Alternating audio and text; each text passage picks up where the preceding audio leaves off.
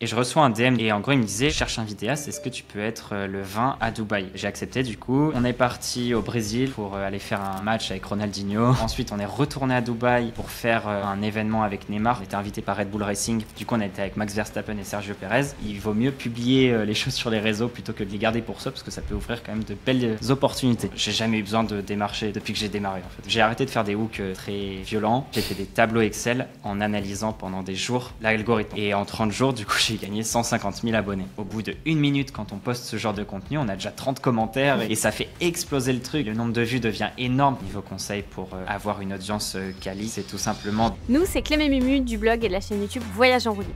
On aide les créateurs à se lancer en indépendant et à vivre confortablement de leur activité sans stress, et ça de n'importe où dans le monde. Puisque nous sommes nous-mêmes digital nomades et freelance en création. Abonne-toi pour devenir un créateur nomade. Et juste avant de démarrer, si tu veux te lancer en indépendant, le plus important, ça va être de comprendre comment tu fonctionnes. C'est pour ça qu'on a créé un quiz pour déterminer ton profil de freelance. Je te mets le lien dans la bio. Salut Benjamin, bienvenue sur le podcast des créateurs nomades. Je suis contente de t'accueillir parce que je te suis depuis longtemps. Je suis tombée sur ton compte avant que tu atteignes les 10 000 abonnés, même peut-être encore un peu avant. Ça fait un petit bout. Si, c'était... Ça fait Juste avant 2020, c'était bien avant. Ouais. Ouais. Et du coup, j'ai un peu suivi ton parcours. Ce que je te propose, c'est de te présenter en 3 grandes phrases pour un petit peu permettre aux auditeurs d'apprendre à te connaître. Puis après, on va creuser les sujets croustillants de ton parcours. Du coup, je m'appelle Benjamin, je suis vidéaste et créateur de contenu depuis maintenant 4 ans à temps plein, même si ça fait...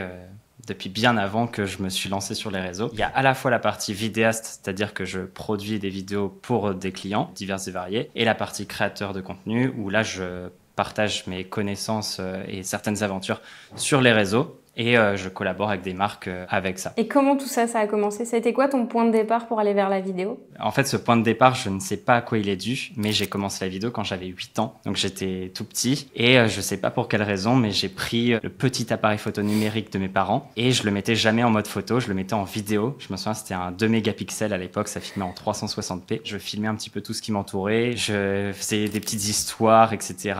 C'était en 2004, il n'y avait pas vraiment de logiciel de montage. Ce que je faisais, c'était que je coupais pas la caméra, j'avais préparé un petit document Word sur le gros PC fixe à l'époque. Dès que j'avais fini ma petite histoire, hop, je filmais l'écran avec le document Word avec écrit réalisateur Benjamin Mollier, acteur de points, là je mettais le nom de mes sœurs parce que c'était souvent elles les actrices dans mes vidéos. Et je scrollais avec la souris pour faire un générique de fin sans avoir à faire de montage parce que je connaissais pas le montage à l'époque. Et bref, de fil en aiguille, je me suis amélioré en vidéo, que ce soit en montage ensuite quand je l'ai découvert que en tournage tout simplement. Mais par contre, j'ai pas du tout fait d'études là-dedans parce que je voulais que ça reste un peu une passion à côté. Du coup, j'ai fait des études d'ingénieur, donc rien à voir avec ça. Et ensuite, j'ai fait un double diplôme en école de commerce. Encore une fois, pas grand chose à voir, même si là, il y avait quand même plus de digital. Et en parallèle, en fait, je continue de faire des vidéos par passion, mais aussi pour des clients. Parce qu'en école d'ingé, j'ai ouvert ma micro-entreprise à l'époque. Comme ça, j'ai fait mes premières prestats clients, j'ai pu acheter un petit peu du meilleur matériel. J'ai fait d'autres prestats, je m'améliorais et mon matériel s'améliorait aussi. Et j'ai commencé aussi à partager sur les réseaux sociaux. Tu te souviens de ton tout premier client? Oui, c'était très bien. Prestat pas du tout rentable, mais ouais, c'était un office du tourisme en Picardie. Comment tu les avais rencontrés? Comment, en école de commerce, tu arrives à convaincre un office de tourisme de travailler avec toi? Bah là, du coup, c'était avant l'école de commerce, c'était en école d'ingé. Okay. Je devais avoir tout juste 20 ans. En fait, j'ai créé ma micro-entreprise pour ça, parce que c'était la première fois qu'il y avait un vrai client qui venait vers moi. Ce qui s'est passé, c'est que quand je suis arrivé en école d'ingé, donc je savais faire de la vidéo, parce que j'en faisais depuis que j'avais 8 ans. Et en arrivant là-bas, j'ai découvert les bureaux de promo, les assos étudiantes, etc. Et en fait, tout le monde a vu que je savais faire des montages un peu stylés à l'époque. Quand je regarde, c'est atroce, mais pour l'époque, c'était pas mal. Quand les gens ont vu ça sur le campus, je suis devenu le vidéaste de l'école. J'ai fait des centaines et des centaines de vidéos. Et comme l'école, c'était un peu une grosse école, ça avait quand même pas mal de visibilité sur Facebook quand les vidéos étaient publiées pour les assos. Et du coup, c'était des entreprises de la région qui voyaient ces vidéos-là sur Facebook et qui m'envoyaient des messages sur Messenger pour me dire « J'ai une entreprise, est-ce que ça vous dirait de faire ma vidéo ?» Et ce qui s'est passé aussi, c'est que les parents d'élèves voyaient les vidéos qui étaient pas mal. Il y en a un qui connaissait très bien la personne à la communication de l'office du tourisme. Et du coup, il m'a recommandé et puis voilà, ça s'est fait comme ça. C'est trop drôle parce qu'en fait, tu as vraiment pris le système de la viralité d'aujourd'hui que tu utilises sur TikTok et Instagram, mais en version école en fait. J'adore. C'est ça. Mais ça a été extrêmement formateur parce que du coup, j'ai fait des centaines, enfin, du coup, c'est énorme de dire des centaines, mais c'est vraiment des centaines. J'ai dû en faire au moins 200 pour énormément d'assauts et sachant qu'il y avait des choses qui étaient quand même assez professionnelles. C'était pas juste des vidéos étudiantes, c'était des vidéos comme qui devaient être assez quali, etc. Donc ça a été extrêmement formateur. Évidemment, toutes ces vidéos, c'était comme j'étais dans les bureaux de promo, dans les trucs, c'était gratuit. Je le faisais gratuitement, mais parce que c'est ma passion. Et donc, le fait d'avoir fait autant de vidéos gratuitement m'ont mené à gagner en compétences au fil des années et à pouvoir proposer mes services en ayant déjà des compétences assez développées dès ma première prestation. Oui, tu avais déjà ton portfolio qui était construit. Comment tu gérais ton temps justement entre l'école d'ingé et le fait de sortir 200 vidéos et en plus tu rajoutes des clients par-dessus? Eh ben, je dormais pas. Non, alors, sans blague, je dors peu depuis que je suis tout petit et je suis jamais fatigué. Et les gens qui me connaissent, mes potes, etc., me prennent parfois pour un robot. Mais je pense que ça, c'est mon unfair advantage, c'est que je peux travailler pendant 18 heures d'affilée sans être trop fatigué. Et du coup, en fait, je faisais les cours. Ensuite, fallait faire les révisions parce qu'il y avait tout le temps des partiels. Et en parallèle, j'avais les vidéos à monter limite pour du jour au lendemain pour les différentes assos parce qu'il y avait tout le temps des événements dans l'école. Et en parallèle de ça, en plus, ça paraît beaucoup. J'avais découvert le e-commerce à l'époque et donc j'avais plusieurs boutiques e-commerce à gérer avec des amis. Donc il y avait plein de choses à la fois entrepreneuriales, à la fois des cours tout simplement. Mais j'étais bien occupé. Et du coup, je dormais, mais moins que la moyenne, on va dire. Et tu as dit un truc intéressant parce que tu avais des boutiques e-commerce en plus. Qu'est-ce qui a fait que finalement tu as choisi la vidéo ou peut-être que tu as continué sur le côté? J'ai continué pendant un moment. Le e-commerce jusqu'à arrêter vers 2020. Après mon double diplôme en école de commerce, j'ai travaillé en tant que salarié. C'était plus prenant en termes d'horaire et de temps de transport que l'école d'ingénieur où parfois on avait un jour où il n'y avait pas cours. Là, je pouvais plus tout faire en même temps. Donc du coup, j'ai arrêté aussi parce que je voyais qu'il y avait quand même plus de potentiel avec la vidéo par rapport à toutes les compétences que j'avais accumulées. Ça aurait été dommage de pas partir là-dessus alors que ça commençait à décoller sur les réseaux, mes clients étaient de plus en plus gros et donc j'ai fait un choix juste par manque de temps en réalité. Parce qu'aujourd'hui, tu as la création de contenu et tu as la partie production vidéo pour tes clients. Ouais. Quand tu parles de création de contenu, tu as des partenariats dedans et tu as des contrats clients indépendants de ta création de contenu, c'est ça? Les choses commençaient à bien marcher quand j'étais salarié en termes de prestations clients, au point de me poser la question de savoir si je restais ou pas. Je me suis dit, faut prendre une décision et donc du coup, j'ai décidé de quitter le salariat pour me mettre à temps plein sur mon entreprise. Et à ce moment-là, je me suis dit, ok, là maintenant, je suis freelance. Quelle est la meilleure stratégie qui pourra me faire vivre de ça relativement vite? J'avais tous les chemins face à moi et j'avais beaucoup d'hésitations. Du coup, au début, comme j'aimais beaucoup YouTube depuis toujours, je me suis dit, allez, je vais essayer de me mettre à fond sur YouTube en publiant toutes les semaines une vidéo très quali. Et j'ai tenu genre 1 mois et demi. J'ai sorti peut-être 6 vidéos d'affilée, ce qui était pas ouf. Ces 6 vidéos m'ont rapporté peut-être 50 abonnés en plus. Et là, je me suis dit, oulala, c'est pas du tout la bonne stratégie. Surtout que le temps défilait, il fallait que je trouve des clients, quoi. En plus de mes clients un petit peu réguliers. Et du coup, à cette époque-là, donc 2021, tout le monde parlait de TikTok. Et du coup, je me suis dit, bon, je vais tenter, même si j'aime pas trop ça. Enfin, je connaissais pas trop TikTok et j'aimais pas trop l'appli de façon générale, etc. Comme beaucoup de vidéastes d'ailleurs, parce que ça met pas trop en valeur la partie très créative, etc. C'est plus du fast content. Et du coup, j'ai quand même fait les choses bien. Mon passé d'ingénieur a ressurgi. Donc du coup, j'ai fait des tableaux Excel en analysant pendant des jours l'algorithme. En fait, je voulais comprendre l'algorithme pour pas me lancer sans rien comprendre et que du coup, toute mon énergie, ça va à rien. Et au bout d'un moment, je me suis dit, ok, je pense que j'ai compris. Quand j'ai fait entrer sur tout mon gros tableau Excel là, avec tous les watch time, vraiment, je marquais mais tout ce que je pouvais trouver. Et je me suis dit, ok, je pense que j'ai compris ce qui marche. Et donc, du coup, je me suis fait un planning de contenu assez dense puisque j'ai publié 2 contenus assez quali par jour pendant 30 jours. Donc, 60 vidéos en 30 jours. Et en 30 jours, du coup, j'ai gagné 150 000 abonnés. Wow. Ce qui était très gros et ce qui, du coup, validait le fait que j'avais bien compris comment l'algorithme fonctionnait. Et évidemment, je me suis pas arrêté à 30 jours. J'ai continué à un rythme un petit peu plus faible. Mais tout ça pour dire qu'en gros, à ce moment-là, je venais de me lancer en freelance et le fait d'avoir trouver cette stratégie qui m'a permis de grossir le plus vite possible, enfin de me faire connaître le plus vite possible, a fait que très rapidement, au bout d'1 an, en fait, là, je me faisais contacter par des beaucoup plus gros clients et automatiquement, ça a marché. J'ai jamais eu besoin de démarcher depuis que j'ai démarré, en fait. Tu maintiens ton fichier Excel pour continuer de comprendre les algorithmes ou pas? Alors, je l'ai refait récemment, là, en début d'année, parce que je me suis lancé un peu le même défi. J'ai publié une vidéo par jour pendant 60 jours sur Instagram, début 2024. Et avant de faire ça, du coup, j'ai fait à nouveau tableau Excel pour analyser l'algorithme d'Instagram, etc. Sauf que là, ma volonté n'était plus la croissance parce que j'avais déjà peut-être 10 000 abonnés sur Instagram et j'avais tous les clients que je voulais. Enfin, je veux dire, là, la stratégie, c'était juste de grossir sur la plateforme et d'augmenter un petit peu ma notoriété en termes de vidéaste qui fait du contenu assez quali. Pas nécessairement pour trouver des clients. Et du coup, là, le but, c'était pas de buzzer. Surtout pas. Je voulais surtout pas buzzer parce que j'ai buzzé à plein de reprises et eu du positif, mais la plupart du temps, c'est négatif en termes de performance pour la suite. Du coup, je voulais surtout pas buzzer, mais je voulais faire le contenu le plus quali possible qui puisse quand même attirer de nouvelles personnes. Et bref, c'était un peu un truc à jauger. Et ça a plutôt bien marché puisque ça a triplé mon audience sur Instagram en 60 jours, mais à plus petite échelle que ce que j'avais fait sur TikTok, parce que sur TikTok, mon but, c'était de faire un maximum de vues. Là, c'était pas du tout le cas. Là, c'était avoir l'audience la plus quali possible. Ok. Est-ce que tu peux expliquer un petit peu justement, parce qu'il y a beaucoup de créateurs qui pensent qu'il faut avoir le maximum d'audience possible et donc le rêve du buzz justement. Puis là, tu dis moi là, je voulais pas de buzz. Qu'est-ce que ça a comme implication quand tu buzzes? C'est quoi les aspects négatifs qu'il peut y avoir derrière? Alors, c'est facile à dire une fois qu'on a 500 000 abonnés sur TikTok, comme c'est mon cas. Le fait d'avoir très bien marché sur TikTok a fait que ça me fait une grosse visibilité. Je suis dans les fichiers Excel des agences pour les créateurs dans le domaine de la photo vidéo qui ont plus de 100 000 abonnés. Donc, c'est eux qui me contactent pour des partenariats, etc. Donc, ça a un avantage d'avoir buzzé et d'avoir gagné beaucoup d'abonnés. Mais d'un autre côté, j'ai pas envie de dépendre que des marques et des collaborations parce que ça prend beaucoup de temps. Et au final, c'est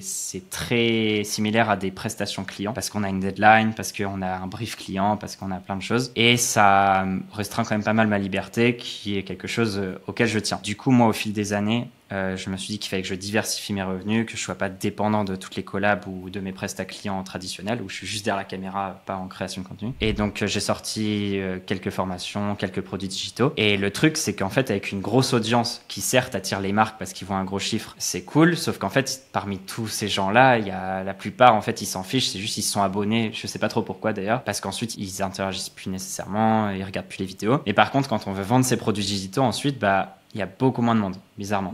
En me rendant compte de ça, parce qu'évidemment, je ne le savais pas forcément à l'avance, je me suis dit, en fait, il me faut une audience qui soit beaucoup plus quali et engagée envers mon contenu pour que mes produits digitaux marchent. Et en fait, c'est un peu la stratégie long terme, parce que les marques, au bout d'un moment, elles vont se désintéresser de moi, parce qu'il y aura des personnes qui auront explosé après moi. Et en fait, les collaborations avec des marques, je vois ça comme un truc très court terme, je ne sais pas ce que ça va donner. Alors que développer une audience de personnes qui sont beaucoup plus engagées avec mon contenu, donc beaucoup plus quali, c'est une stratégie beaucoup plus long terme. Et j'ai toujours fonctionné en mode long terme, d'où le fait que ma stratégie de début d'année a été de faire un boost de qualité d'audience sur Instagram en début d'année. Parce que sur TikTok, ça sert un peu à rien d'essayer de booster la qualité de l'audience. Mais bref, du coup, pour avoir une communauté assez engagée pour le long terme, tout simplement. Et je fais pareil sur YouTube depuis 1 an et demi. Là, je publie quand même très régulièrement du contenu le plus quali possible sur YouTube. Ce qui prend énormément de temps. Parce que sur YouTube, l'audience, c'est quand même c'est l'endroit où l'audience est la plus engagée, la plus quali de tous les réseaux sociaux. La chaîne YouTube, je suis allée voir quelques-unes de tes dernières vidéos qui sont vraiment très cool. Donc, je vous recommande d'aller jeter un œil. J'avais bien aimé celle sur en multi-cinémagraphe. Là, t'as l'air de bien te prendre la tête dessus. Pour moi, c'était très connu, les cinémagraphes. Et j'ai fait un sondage en story et je crois qu'il y avait 85% des gens qui savaient pas ce que c'était. Et sauf que c'était le titre dans ma vidéo YouTube, c'était j'ai fait un cinémagraphe. Et en fait, je me disais, c'est bizarre, ça fait un peu moins de vues que d'habitude. J'ai fait de l'A/B test en changeant le mot cinémagraphe ou non. Et en fait, il y a beaucoup plus de taux de clics quand j'enlève le mot cinémagraphe de mon titre parce que les gens savaient pas ce que c'était. Est-ce que tu aurais des conseils justement pour quelqu'un qui a envie de se lancer, d'augmenter la qualité de son audience sur Instagram? On sait que le hook, par exemple, c'est très important. C'est quoi tes ingrédients que tu as envie de recommander à un créateur qui a envie de se lancer maintenant? Il y a 2 stratégies. Il y a la stratégie faire des vues et vraiment capter l'attention. Donc avec des hooks très punchy qu'on voit un peu partout. Les 5 choses, démarrer directement avec des trucs comme ça. Ça, c'est ce que je faisais, c'est ce que j'ai fait depuis toujours jusqu'à là, 2024. Et au final, en faisant ça, ça fait vraiment le même contenu que tout le monde essaye de faire parce que tout le monde essaye d'attraper l'attention des gens avec des hooks parfois trop même catchy. Et en fait, depuis cette année, j'ai un peu arrêté de faire ça. Parce qu'en fait, quand on arrête de faire ça et qu'on fait des choses beaucoup plus posées, quand les gens swipe et tombent sur notre contenu, limite, ça les fait presque souffler dans leur truc de Instagram. Et alors, il y a plein de gens qui vont partir parce qu'il n'y a pas de hook justement et que les hooks, c'est clairement ce qui marche, mais c'est pas ma stratégie parce que du coup, on a une audience qui est classique, c'est l'audience d'Instagram. Par contre, dès qu'on fait du contenu qui nous ressemble, moi pour ma part, comme je suis dans le domaine de la vidéo et que je m'adresse à des vidéastes, c'est mon problème, c'est que je suis toujours obligé de faire des contenus qui sont plus quali que la moyenne. Donc de passer énormément de temps sur chaque reel Instagram, qui parfois sur un reel Instagram, il y a 6-7 heures de montage juste pour 30 secondes ou 40 secondes parce qu'il faut que je me démarque des autres vidéastes. Mais du coup, en faisant des reels qui démarrent pas avec un hook très très fort mais avec du contenu qui est quali, esthétique visuellement. Pour mon audience, je sais que ça marche et du coup, je vais attirer les personnes qui ont un temps d'attention un peu plus élevé et qui sont intriguées par mon contenu, même s'il n'y a pas de hook qui les hameçonne. J'ai arrêté de faire des hooks très violents. Maintenant, c'est des trucs un petit peu plus travaillés ou un petit peu plus réfléchis. Non, mais c'est intéressant parce que tu expliques vraiment que tu pars de ton audience pour construire le contenu qui va bien, puis l'audience que tu veux vraiment. Ouais, exactement. Et ça, c'est quelque chose que j'ai pas fait pendant longtemps. Je visais plus essayer d'attirer un max de monde. Depuis cette année, je me rends compte qu'au final, le plus important, c'est une audience plus engagée. Donc, c'est pour ça que je mets en place cette stratégie. Et ensuite, niveau conseil pour avoir une audience quali, c'est tout simplement d'augmenter la qualité de ses contenus. C'est pas facile, surtout quand on n'est pas dans le domaine de la vidéo. Vraiment, je conseille quand même de se renseigner sur comment améliorer sa vidéo, même si c'est filmé avec un téléphone. Pour être un peu respecté dans sa thématique, il faut quand même faire du contenu assez professionnel. Mais en gros, c'est un long process. Selon moi, on peut pas démarrer comme ça, se dire « Allez, je démarre de zéro sur Insta et je vais essayer d'avoir l'audience la plus quali possible. » Ce qu'il faut mettre en place, c'est différentes stratégies. Il faut avoir une stratégie de vue quand même, malgré tout, pour essayer de buzzer quelques fois, de temps en temps, pas tout le temps, pour que son compte soit découvert par un max de monde. Mais de temps en temps seulement. Faut pas essayer de le faire tout le temps.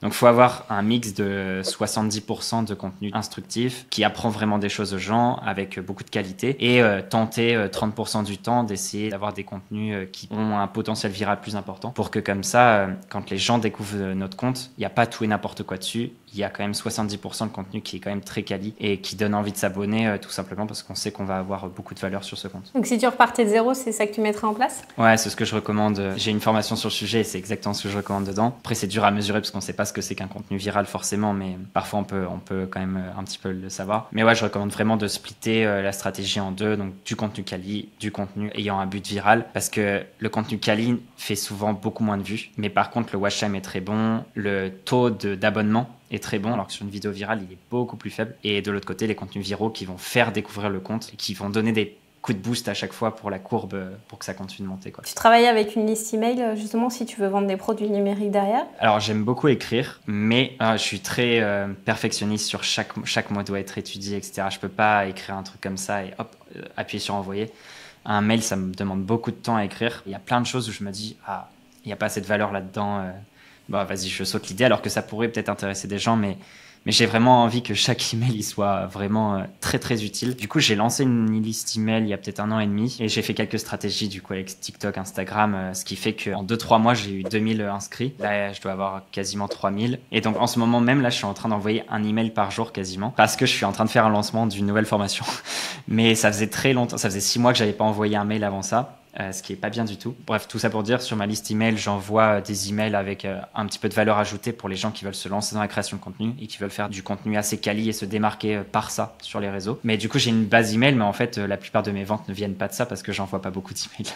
Et du coup, toutes tes ventes passent plutôt en direct par Instagram? Même pas. La plupart de mes ventes viennent de YouTube. Ok. De YouTube parce qu'en fait, à chaque fois que je lance une nouvelle formation, alors j'ai pas beaucoup de formations, j'en ai que 2 et là, il y en a une 3e qui sort demain. Et donc, il y en a une, c'est pour développer son audience sur TikTok, Instagram, Reels, où là je partage le fameux tableau Excel qui m'a permis de démarrer au début, où je partage toutes les stratégies qui m'ont permis d'exploser. J'ai celle-là et j'ai une autre qui est orientée montage vidéo, donc c'est comment maîtriser le montage vidéo sur Final Cut Pro. Et ces 2 formations, en fait, quand je les ai lancées, j'ai publié une vidéo sur ma chaîne YouTube pour parler de cette nouvelle formation, mais en mode tutoriel. Donc par exemple, pour Final Cut Pro, c'est tutoriel complet Final Cut Pro, sauf qu'il dure qu'une demi-heure alors que ma formation dure 11 heures.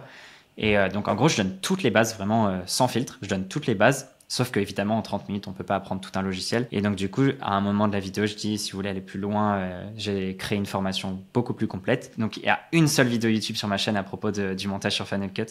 Et cette vidéo YouTube, qui doit avoir peut-être 70 ou 80 000 vues maintenant, ça fait 1 an qu'elle est sortie, m'a rapporté 300 ventes au moins de cette formation, autour de 129 €. Donc cette vidéo était très rentable. Et pareil pour ma formation TikTok, j'ai sorti une vidéo sur comment j'ai fait pour gagner 500 000 abonnés en 6 mois sur TikTok. Et pareil, je promeux ma formation dedans. Et c'est juste parce que j'aime pas trop promouvoir les choses, je suis pas du tout commercial. Et donc du coup, ces 2 vidéos tournent en automatique depuis pas mal de temps. et me rapporte 90% de mes ventes, je dirais. Super intéressant, parce que j'allais te demander justement comment tu gérais tes appels à l'action dans Instagram, vu que tu étais sur cet objectif de développement de produits. Est-ce que justement tu conseilles d'avoir des appels à l'action dedans ou pas du tout? Là, on est parti sur une théorie Instagram, mais... Si, sur les vidéos Reels, etc. Alors, c'est une bonne chose et c'est quelque chose que je vais mettre en place là, en fait. Mais il y a un truc qui marche très bien maintenant, c'est de mettre le CTA dès le départ, parce qu'en fait, si on le met à la fin, en fait, ils auront déjà eu ce qu'ils voulaient dans le contenu et ils vont swiper, ils vont pas écouter. Et maintenant, je vois de plus en plus de personnes qui le mettent dès le départ, donc ils font la petite phrase introductive pour savoir ce qu'on va apprendre dans le contenu. Et juste après ça, ils disent, et si vous voulez aller plus loin, j'ai sorti une formation et on passe tout de suite au conseil numéro 1. En gros, il y a le CTA dès les premières secondes, donc c'est là où il y a le maximum de monde. Donc c'est ça que je vais expérimenter là dans les prochaines semaines. Excellent. Je n'ai jamais fait de CTA dans mes contenus parce que je sais pas, j'ai l'impression que ça va saouler les gens, que je vais passer pour un vendeur, etc. Et j'ai pas du tout envie de ça. Et au final, quand on le fait de façon honnête et transparente, etc., les gens ils s'en aperçoivent. Donc. Mais tu faisais même pas d'appel à l'action en mode pour avoir des réactions genre 000 ou t'avais quand même des appels à l'action qui étaient plus sur de l'engagement du public? Alors j'ai testé des méthodes et c'est comme ça que j'ai grossi ma liste email. C'est avec ManyChat. Ouais. C'est ça qui a fait 80% de mes inscrits sur ma liste email. Le principe, c'est que je dis aux gens commentez le mot newsletter en commentaire. Et je vous envoie en DM le lien vers la newsletter. Et alors ça, je pensais pas que ça marcherait aussi bien. À chaque fois, je me dis, mais qui va vous prendre le temps d'aller commenter un truc, sachant que c'est un mot random comme ça, pour recevoir un DM, etc.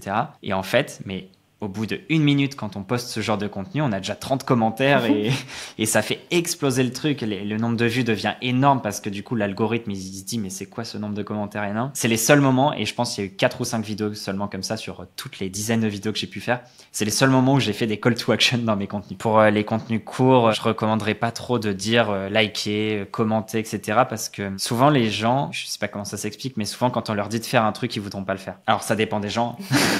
Mais il y a plein de gens, si on leur dit fais ça, parce que c'est presque un ordre, liker, commenter, etc., ils vont se dire non. Sauf s'ils sont vraiment fans et qu'ils sont très engagés ou qu'ils nous connaissent, etc. Donc je préfère pas le faire, surtout que ça gaspille du temps qui défile et donc c'est potentiellement un endroit où les gens vont partir. Donc pour les contenus courts, non. Pour le YouTube, pour le coup, je m'en aperçois, j'avais jamais réfléchi, mais je le dis tout le temps à la fin.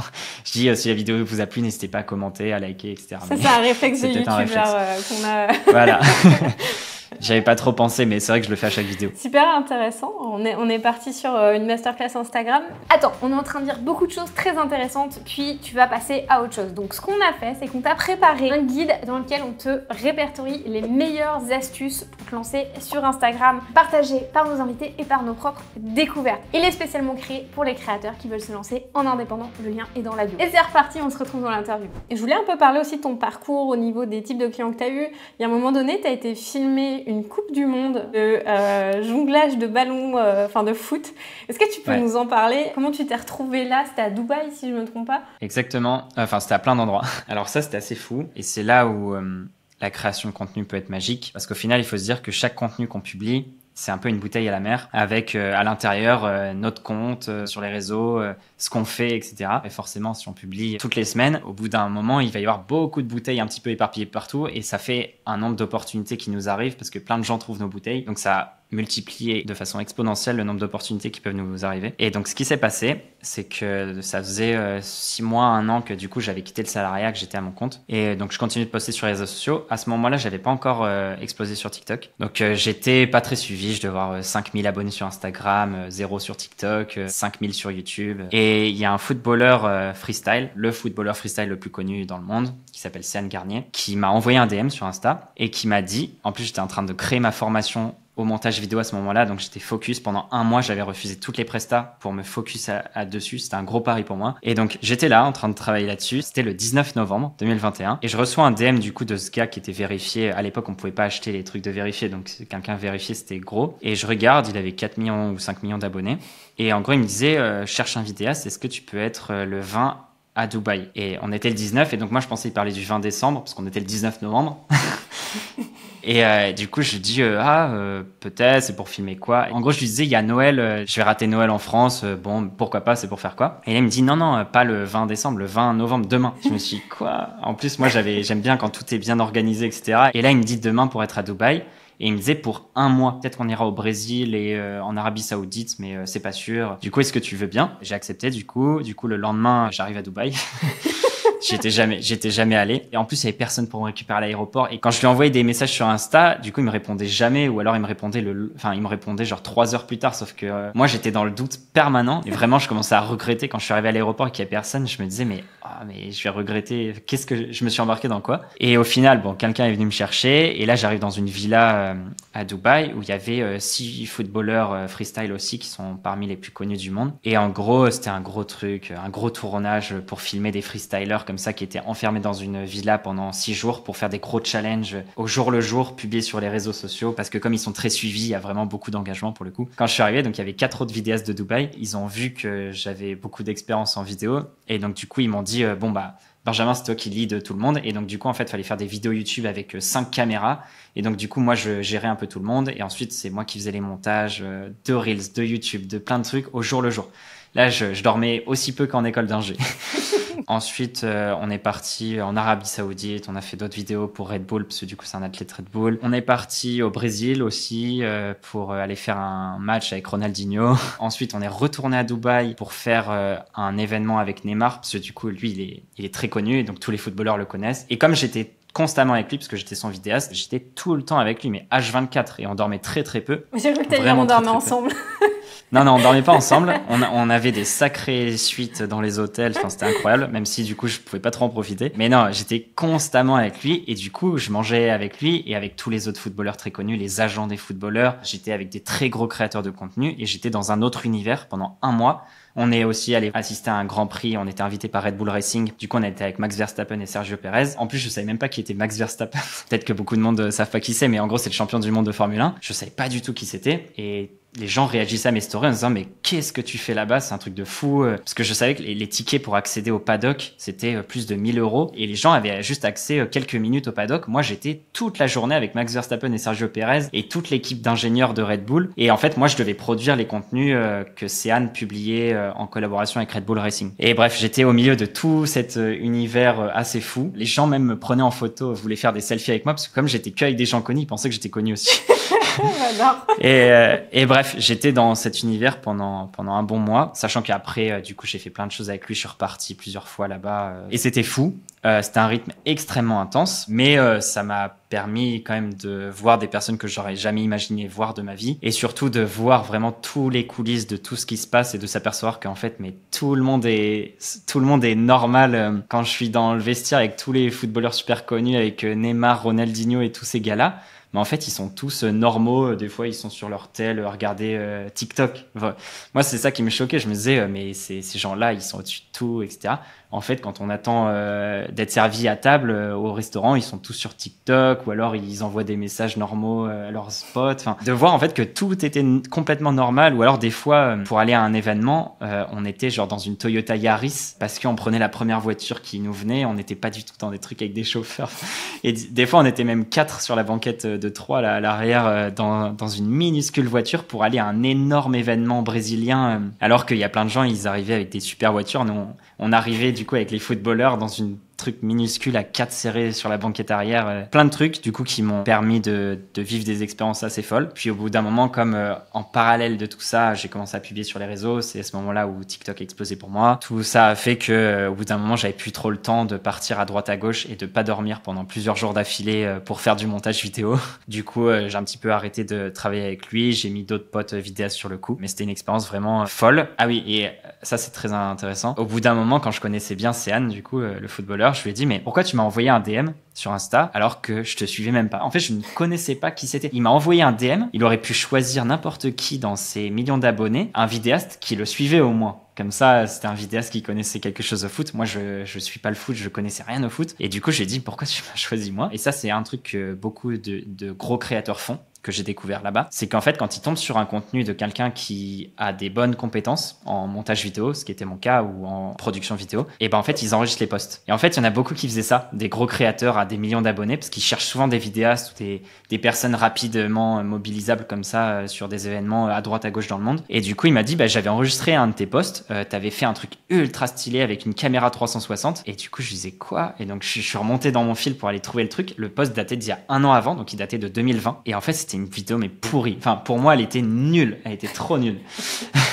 Je venais d'avoir une caméra 360, c'était une GoPro Max, et j'avais fait un timelapse de la Tour Eiffel en 360 et je le trouvais vraiment pas ouf, c'était pas super quali. C'était un petit peu impressionnant parce que ça tournait un peu dans tous les sens, mais voilà. Et il m'a dit, ah ouais, c'est ça, mais j'ai trouvé ça incroyable quand j'ai vu ça, du coup je voulais trop travailler avec toi, et du coup il a enregistré mon post, et du coup dans ses enregistrements Insta, il a une catégorie filmmaker, et du coup dès qu'il a besoin de quelqu'un, en fait il va taper dans sa playlist de reels enregistrés, et il choisit quelqu'un comme ça, et du coup il m'avait choisi par rapport à ce reel que moi je le trouvais pourri, qui signifie bien qu'il vaut mieux publier les choses sur les réseaux plutôt que de les garder pour soi, parce que ça peut ouvrir quand même de belles opportunités. Voilà, c'était un peu long, mais comme ça vous avez tout le contexte. Ouais, c'est hyper intéressant ce que tu viens de dire, c'est quelque chose que j'essaie vraiment de communiquer à nos abonnés, à nos membres aussi dans le campus, c'est tu sèmes des graines en tant que créateur, puis à chaque fois que tu fais une vidéo, à chaque fois que tu fais un contenu, à chaque fois que tu parles à quelqu'un, sors de ton frigo, montre ton travail. Si tu restes dans ton frigo, personne ne va savoir que tu existes, que tu peux aider les autres. Et des fois, on se trouve nul dans ce qu'on fait. Et pourtant, t'as un compte à 4 millions d'abonnés qui te contactent en disant « Ouais, c'est trop ouf !» Et tu te retrouves à l'autre bout du monde en train d'aller dîner avec des champions du monde et le vestiaire des plus grands footballeurs du monde. Bah, normal. En partant d'une vidéo que t'aimais pas. Ouais, c'est assez fou. Bon, c'est un message qui est hyper puissant. Et est-ce que tu avais envie de continuer de faire de la vidéo tout en étant en voyage, ou c'est pas quelque chose que tu as envie de mener pour la durée? Alors là, c'était un peu extrême parce qu'effectivement, c'était en voyage et pour l'anecdote, j'ai battu mon record de nuit blanche d'affilée. Du coup, pendant 72 heures, pendant 3 jours, on n'a pas dormi, que ce soit moi ou que ce soit lui d'ailleurs, parce que on a fait 3 pays en 3 jours et en fait, on prenait les avions la nuit. Et en fait, je devais, parce que chaque événement était sponsorisé par Red Bull ou par différents événements, en fait, il fallait que la vidéo soit prête pour le lendemain. Donc l'événement du jour 1, le lendemain, il fallait que je publie cette vidéo-là. Ensuite, on avait le jour 2 en même temps qu'il fallait que je filme et le lendemain, il fallait que je sorte la vidéo du jour 2. Et donc, en fait, je passais mes nuits dans l'avion, à l'aéroport, à monter les vidéos et même à retoucher les photos parce que du coup, c'est moi qui faisais aussi les photos. Et du coup, comme on a enchaîné 3 pays et 3 très très gros événements qui étaient très suivis, donc du coup, il fallait que je sorte les vidéos très rapidement. Du coup, pendant 3 nuits, je n'ai pas dormi et c'était vraiment fou. Enfin, on sentait même plus la fatigue, on était dans un autre monde. Mais du coup, c'était un peu extrême de voyager comme ça en produisant du contenu. Après, par la suite, j'ai quand même voyagé de façon plus douce en produisant un peu de contenu. Mais comme en fait, je passe beaucoup de temps sur la partie montage, encore plus quand c'est mon contenu à moi, du coup, parce que ça touche les vidéastes. Je peux pas publier en même temps que je suis en voyage. Enfin, c'est très très compliqué parce que mine de rien, on a peu de temps. Je voyage quand même pas mal avec des amis vidéastes, mais aucun de nous est capable de sortir. Ça, c'est très courant chez les vidéastes, les photographes. C'est impossible de sortir le contenu jour même ou même de la veille en flux tendu comme ça. En général, on publie tout dès qu'on rentre et qu'on peut se poser enfin derrière un ordi pendant toute une journée pour tout retoucher. Et à chaque fois, j'ai qu'une hâte, c'est de enfin pouvoir rentrer derrière mon ordi pour m'enfermer pendant une semaine derrière un écran pour pouvoir tout retoucher parce que c'est impossible en voyage. Tu fonctionnes en... Ouais, en différé. Tu vas faire ta production, tu fais ta production, puis après tu fais le montage, la post-prod en différé. Ouais, parce que ça demande beaucoup de temps et c'est impossible de le faire en voyage, sauf si c'est un voyage de 1 mois et que du coup, on accepte de passer plusieurs jours derrière l'ordi pour tout retoucher les jours d'avant. Mais en général, ce qu'il faut se dire, c'est 1 jour de production vidéo, c'est au moins 1 jour de post-production. Donc du coup, forcément, un voyage de 2 semaines, ça veut dire qu'il faudrait passer 1 semaine entière sur de la post-prod pendant le voyage, donc un peu gâcher la moitié du voyage là-dessus, donc c'est pour ça que tout le monde le fait en général quand il rentre. Est-ce que tu as une équipe ou tu fais tout seul? Alors jusqu'à il y a 1 mois là, j'avais un alternant qui était là depuis quasiment 2 ans, parce que justement je voulais déléguer la partie montage et certaines tâches. Ça a été une expérience très enrichissante et très bonne. Je suis tombé sur un très bon alternant qui était très sérieux, mais en fait c'est encore le problème avec mon type de contenu, c'est que comme je m'adresse à des vidéastes et que moi ça fait depuis que j'ai 8 ans, donc ça fait 20 ans que je fais de la vidéo. Forcément, un alternant de 21 ans n'aura pas les mêmes compétences que moi en colorimétrie ou n'aura pas la même vision que moi. Et même un freelance d'ailleurs. Enfin, en fait, comme c'est quelque chose qui est très personnel, un petit peu les vidéos YouTube que je fais, l'esthétique, c'est moi qui l'ai développé au fil des années. Et puis moi, j'ai mes habitudes. Donc forcément, déléguer cette partie-là, c'est très compliqué. Et puis comme là, j'avais plein de projets où je voulais un petit peu voyager, être très très libre en 2025, là, j'ai pas repris d'alternant à l'issue de son contrat. Mais je travaille souvent avec des freelances, du coup avec des amis qui sont vidéastes vidéastes quand j'ai besoin de faire des gros tournages pour des marques. Mais en tout cas, je n'arrive pas à déléguer mes vidéos YouTube, ni mes contenus sur Instagram, tous mes contenus en fait. Je peux pas les déléguer parce que c'est trop mon image, c'est trop mon style de vidéo. Et les gens me suivent pour ça, enfin me suivaient pour ça en tout cas quand ils se sont abonnés. Donc je trouve ça dommage de changer. Et puis moi, ça me passionne de faire du montage, ça me passionne de faire la vidéo. C'est juste très frustrant parce que quand je tourne quelque chose, j'ai toujours la vidéo finale en tête. Et donc en fait, la vidéo est faite dans ma tête, mais sauf que je dois passer 5 jours à faire le montage pour arriver au résultat que j'avais dans la tête. Et donc en fait pendant 5 jours je fais que exécuter ce que j'ai en tête bêtement comme ça derrière un ordi au lieu de faire des tâches beaucoup plus intéressantes et productives. Donc c'est très frustrant, mais pour le moment j'ai pas trouvé d'autre solution. Donc je fais comme ça. Voilà. C'est hyper intéressant parce que là, je t'ai demandé si tu avais une équipe, mais tu as vraiment parlé de la créativité, mais j'imagine que tu as plein d'autres choses au niveau de ton activité qui sont nécessaires pour la développer. Même tout bêtement de poster ton Reels en tant que tel, ou peut-être te faire une pré-recherche, ou te mâcher une partie du travail. Mais après, ça, c'est des grands sujets, parce que j'ai fait gros effort de délégation aussi. Parce que, la seule chose que je pourrais peut-être déléguer, c'est la partie, et encore, parce que ce serait pas mon ton forcément, mais la partie publication, peut-être écrire 2-3 stories quand j'ai sorti un Reels, écrire la description du Reel, peut-être identifier les gens. Mais ça, à la limite, c'est la partie qui me fait plaisir, parce que c'est la consécration du travail. Mais à la limite, ça aurait été ça que j'aurais pu développer, que j'aurais pu déléguer. Non, une autre partie aussi, c'est que j'ai créé un blog qui retranscrit un petit peu tout ce que je partage en reel, etc., mais en article de blog. Donc, c'est très axé création de contenu, comment faire de meilleures photos avec son iPhone, avec son smartphone, filmer en basse luminosité, enfin, que des questions comme ça qu'on se pose quand on démarre. Donc, c'est un gros blog. Mon alternant a beaucoup travaillé là-dessus. Pour le coup, ça demande énormément de temps. Et donc maintenant, il est plus là. Donc évidemment, je ne poste plus. Mais cette partie, effectivement, je pourrais la déléguer à un freelance. Mais sinon, pour le reste, honnêtement, je peux me débrouiller avec ce que je fais. Et j'aime bien cette idée de maîtriser, d'avoir tout en main. Et une phrase que j'aime bien, c'est qu'on n'est jamais mieux servi que par soi-même.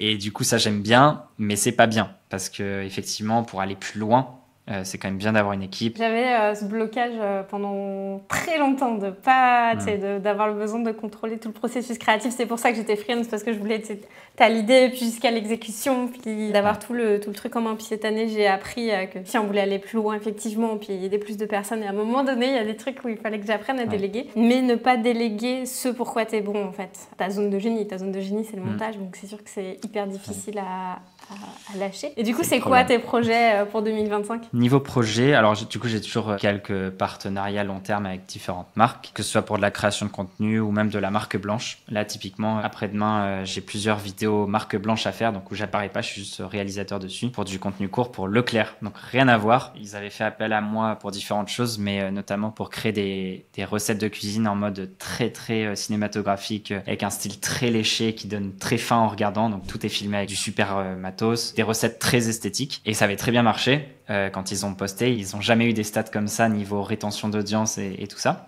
D'ailleurs, j'étais étonné parce que les contenus cinématographiques en général fonctionnaient un petit peu moins bien. Mais là, ça donnait très faim et donc du coup, ça a bien marché.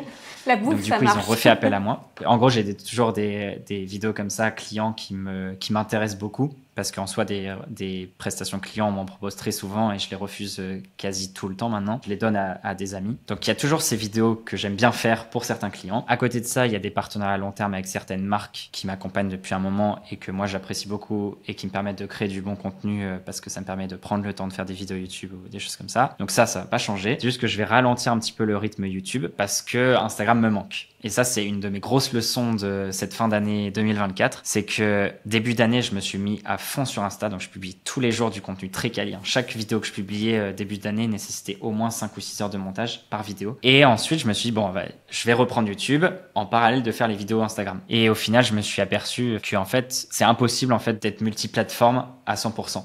On est obligé de faire un choix. Et je me suis aperçu, alors que c'était sous mes yeux depuis beaucoup de temps. En fait, toutes les personnes que je trouve qui font du super boulot en termes de vidéos, en fait, soit ils ne publient que sur Instagram, soit ils ne publient que sur YouTube. Par exemple, il y a des créateurs, genre OMG Adrian, qui a beaucoup percé ces derniers mois. Donc, il a accumulé une énorme audience sur Instagram dans la thématique de la vidéo, ce qui est monumental. Et il n'est que sur Instagram et TikTok. Enfin, il republie, mais il est que en contenu vertical. Il ne publie pas sur YouTube. Elaine's Mind, qui est une autre personne où j'adore ce qu'elle fait, elle ne publie que en vertical. Elle ne publie pas sur YouTube, même si elle commence à démarrer, mais il y a peut-être une vidéo tous les 6 mois. Et en fait, toutes ces personnes où je trouve ils font du super boulot, mais ils ne publient que sur une plateforme. Alors que moi, j'essaie de tout faire en même temps, de façon la plus quali possible partout. Et sauf que moi, j'adore le contenu vertical. Et aussi, ça un potentiel quand même pour attirer une audience qui est beaucoup plus fort que sur YouTube, en tout cas à court et moyen terme. Je vais ralentir un petit peu YouTube et me remettre à publier sur Instagram Reels parce qu'il y a quand même beaucoup d'avantages à faire du contenu vertical. C'est là que je me suis fait connaître et c'est là où j'ai envie de retourner un petit peu. Et aussi un gros projet que j'ai envie de lancer, c'est...